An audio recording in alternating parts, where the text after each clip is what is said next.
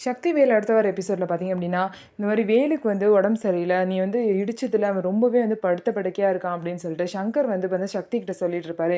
இத கேட்ட அபி பார்த்தீங்க அப்படின்னா, ஐய்யய்யோ! வேலுக்கு உடம்பு சரியில்லையா? நம்ம பார்த்தே ஆகணுமே என்ன பண்ணுறதுன்னு சொல்லிட்டு சங்கரோட கார்ல சங்கருக்கே தெரியாம ஏறிர்றாங்க.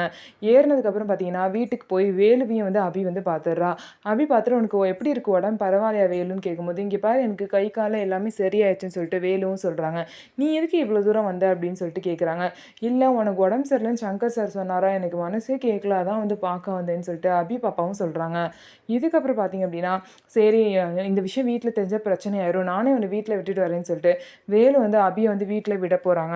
அபிய வீட்ல விட்டுட்டாங்க. ஆனா பார்த்தீங்க அப்படின்னா, சக்தியோட அண்ணன் எல்லாமே போலீஸ்க்கு கம்ப்ளைண்ட் பண்ணி இந்த அபி பாப்பாவ காணோம்னு சொல்லிட்டு கம்ப்ளைண்ட் பண்றாங்க.